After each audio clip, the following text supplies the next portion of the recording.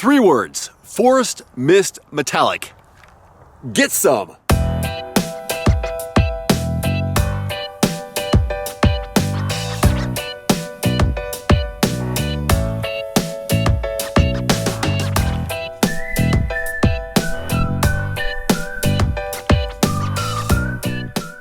Everyman Driver Nation just arrived, the 2016 Acura MDX all-wheel drive. Oh boy, 3.5 liter V6 made it to a 9-speed automatic transmission and 290 horses of power. And this week we're rolling on 19-inch alloy wheels. You feel me? Here's our oversized and heavy key fob. All the usual suspects on the front. Heavy, so you know it's expensive. All right, the vehicle is locked, so all you have to do, don't push that button, just put your hand in the handle and it opens up. I love it. All right, let's get inside. I think we can take our sunglasses off now so you can see my beautiful brown eyes. Push button start, as you might expect. Real quickly there. Oh, the seat is adjusting, coming forward. Turn the volume down just in case it pops up. Dual screen here, and this looks like it might be, I don't know, 6 inches across. That one looks a little bit very similar.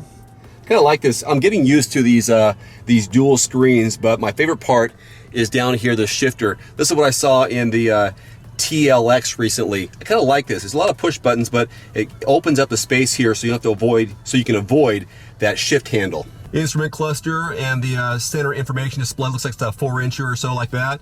So RPMs left, MPH right. So let's go ahead and look at the steering wheel mounted controls. Right here should be going through information.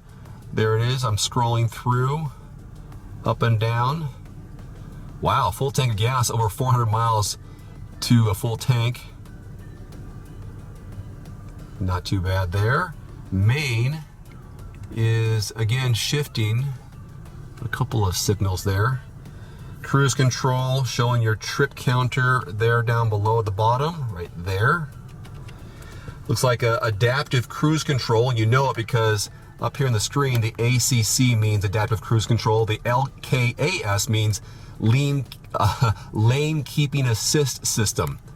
All right. And there's, that's the lane keeping assist. So if I hit that, forget it. Okay, over here you got your Bluetooth hands-free link. This is sourcing through your audio channels and volume up and down. And then you hit the side, you can change channels that way. That's kind of cool, huh? I'm gonna turn it down. So a closer look now at your center stack. Here's this touch screen, so I can go between different stations. Oh, there's a little bit of vibration there. Same thing we saw in the TLX. So this must be about the same system they have down below. Let's see here, we've got push navigation, which changes up there. Phone. So it looks like this line of commands and buttons is dictating what's up there on top. There you go. And front audio, rear audio. How about that? Settings. So some good setting options there. And this here, looks like this knob goes through different options. I like that. So let's go back to this section here. So it's getting kind of warm right now. It's 60 degrees, but inside the car it's kind of hot. Turn on the AC. You do have heated seats. I can heat my seats. Oh, I can also cool them. Let's do that. On both sides. So that was the driver. Here's the passenger side. Very nice. If you look down a little bit lower, we have a DVD player, which means we have a rear DVD entertainment system. More of that in just a momento. So up here we have a sliding and tilt sunroof, I should say. So there's that for sunglasses. Also a blue link system. Different things for a garage door opener. So that's good. Let's take a look at the back now and see how it suits us. 3 rows of seats in this MDX. So here's a quick look at my leg room. The seat did come back just a little bit when I turned the car off, but I still got lots of room between my knees and the back of the driver's seat. And here you have your wireless headphones for this drop-down entertainment system. So I can show you right here. Push a button, comes down. This is a 16.2-inch wide screen, and I believe it's a dual screen, so you can have someone watching their own movie over here or something over there, or play games. And it looks like we have remote control that drops down. And here are all those controls to work the entertainment system. This is pretty badass, huh? Plus you have climate controls for the second row passengers. Very nice. I tell you, it's pretty comfortable in this middle row seats, but if you take a look at the third row seats, I don't think I'm even gonna attempt it in this Just Arrived video, but look at this. Oh, where's the legroom? Oh, no legroom, at least not in this position. But I think, if I do this right, I can slide my seat. Oh, okay, now we're talking about sliding my seat forward and back.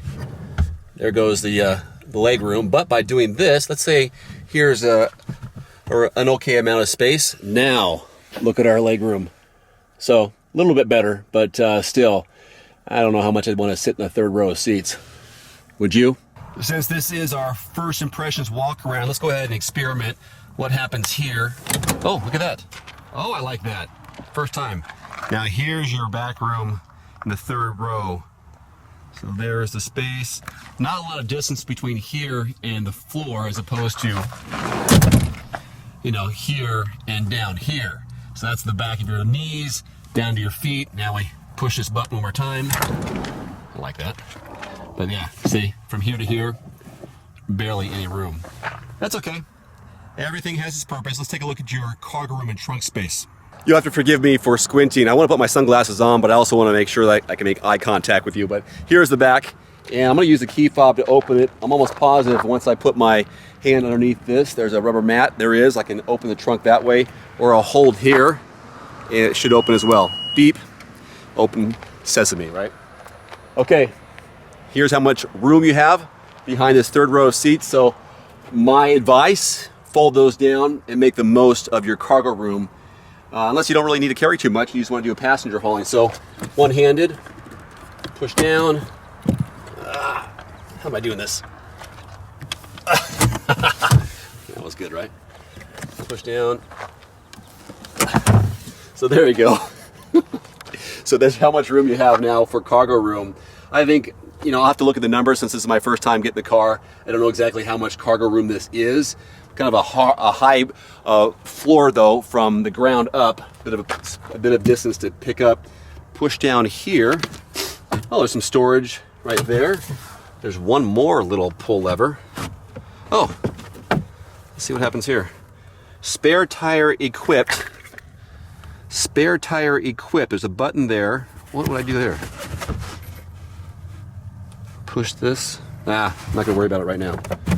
Even though this is a 3-row passenger full-size SUV, or is it? Yeah, it's probably a full-size, right? I think you probably want to use the first and second rows and probably use this for storage. But hey, that's just my opinion. You have to test drive it yourself and see if it fits your needs. Push button to close that down. All right, we're looking at about $57,000 for the MSRP in this vehicle. I will give you a complete rundown in my detailed driving review coming up here in about a week or so on Everyman Driver. Thanks so much for watching. Please subscribe. I'll see you next time.